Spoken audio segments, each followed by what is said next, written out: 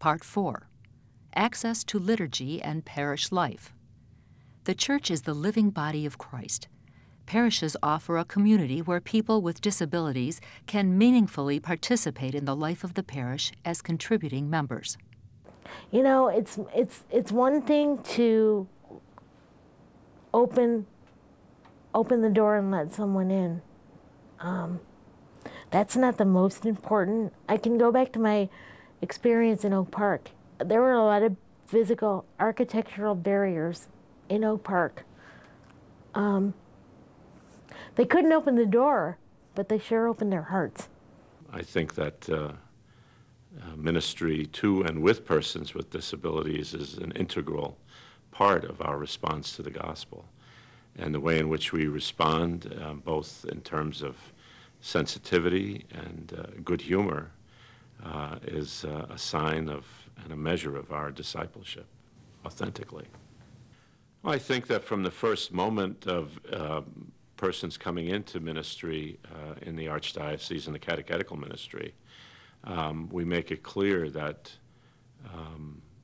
catechesis with persons with disabilities is integral to their work at the parish level, in schools, in whatever way. I became very involved, not just with the folk choir, as I said, but in youth ministry. I started a prayer shawl ministry, and this is like one of the shawls that I have in progress right now. And I signed up, I put a notice in the bulletin that I was going to start this with the permission of the pastor. And these ladies walked into the room the first day of the meeting, and they said, "What are you doing here? You sing, you're mute, you don't knit, you don't." I said, "Oh yes, I do." And it was a whole new awakening for them to realize that there was somebody else behind, that was behind the voice, the singing voice in front of the church and the guitar and that kind of thing, that I did other things as well. I've always been called to serve. I really feel that God is calling me to serve Him in any way possible. What I hoped to accomplish was working in a parish somewhere, either as a pastoral associate or youth minister. When you speak of stigma with disabilities, as a child I was teased a lot about not having good coordination. A teacher who'd stick kids in a dumb row, because of your spelling. I never had trouble learning to read, but I couldn't spell at all, no. And clumsy, very uncoordinated, always the last kid chosen. These things made a difference in my life. As a teacher, I never put kids in a row according to their spelling tests because I remembered that third grade teacher that did that, And as a teacher, if I had the kids on the playground, they did not choose sides. They did not choose sides. Sides were chosen in some way that didn't allow the kids to discriminate. When you talk about training people to work with people with disabilities, yeah, they don't need a lot of special skills. If they have some compassion and a little time and a little patience, they don't need anything much else. For us, one of the best models of inclusion was an experience we had with a young lady in our parish named Sarah. Now, Sarah was a quadriplegic and had to be fed with a feeding tube, but she was a very bright and intelligent girl. She was able to do most of her communication through a computer setup operated by her eyes. And the challenge was, well, what would we do with First Penance and First Communion? And the First Penance part we managed to work out well enough with a back and forth question and answer type of setup, and she was able to respond yes and no to questions put to her. So it was an opportunity where on the outset it really seemed that this would be an impossible circumstance, and yet with advice and training and a willingness to try, we were able to make a special impact on her family too. Good job, Ben. Ben, match Jesus. Match Jesus.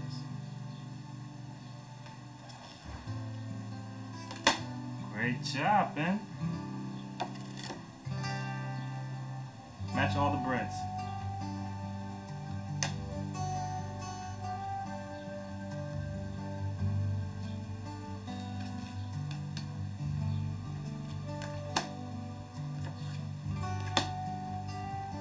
What is this?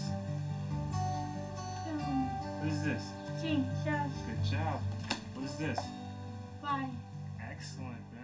I have seen inclusion work, and I've seen it work very well, but not in every situation.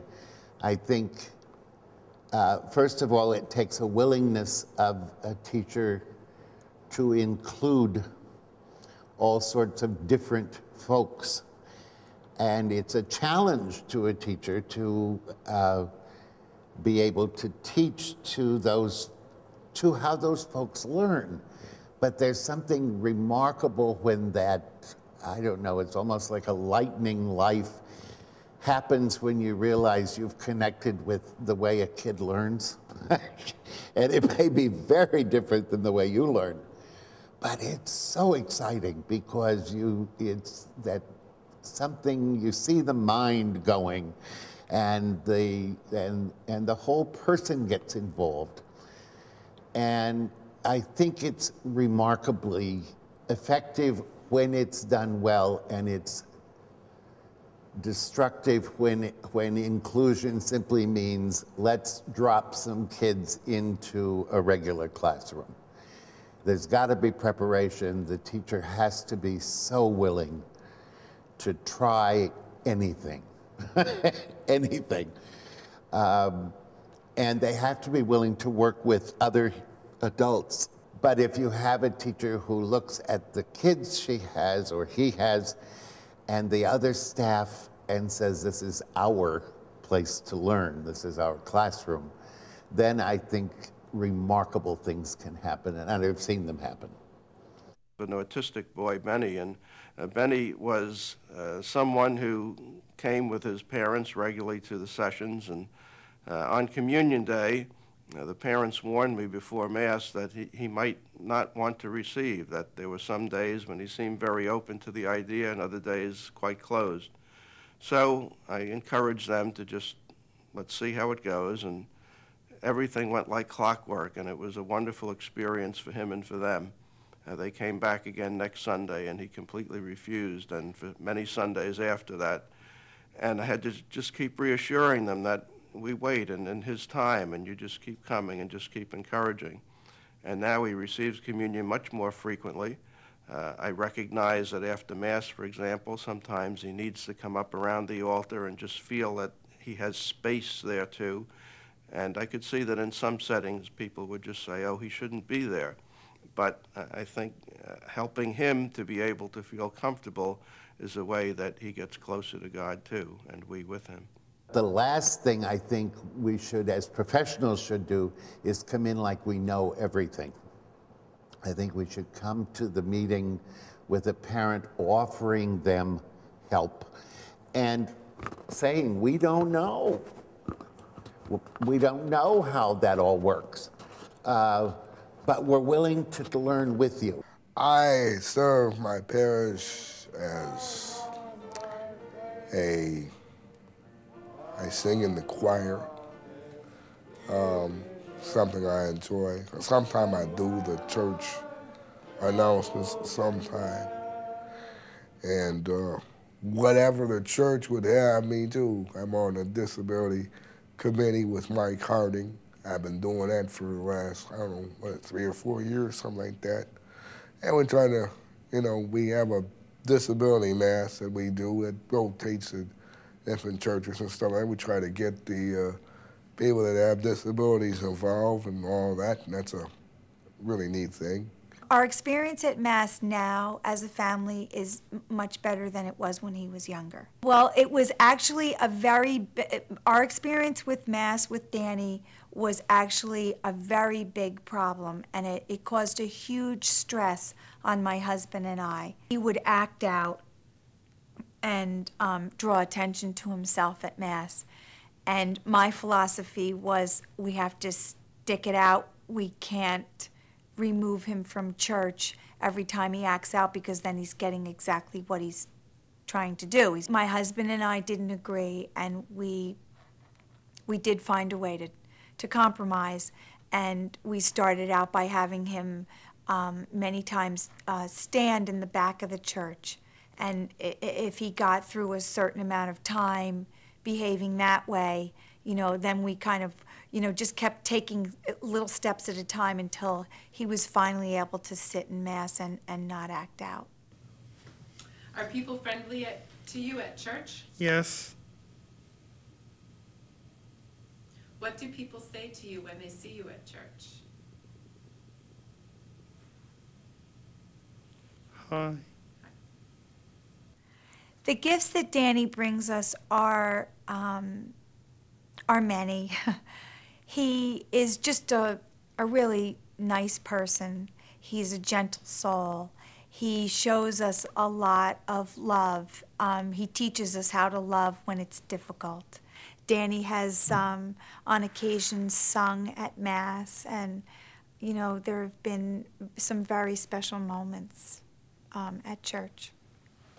And is there anything else about Mass that you really like? I like to serve. I like to bless.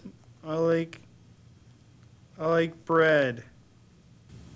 Do you like to receive communion? Is Yeah. that what you're trying to say? Yeah, I like to receive communion at Mass. What do you say to God for help? God, I need help. I really think that he wouldn't be so willing and actually outspoken about his desires to go to church and go to religiously oriented events and to be willing to say the rosary and to do those kind of things if he wasn't somehow feeling the love of God and the love of his family because of our faith.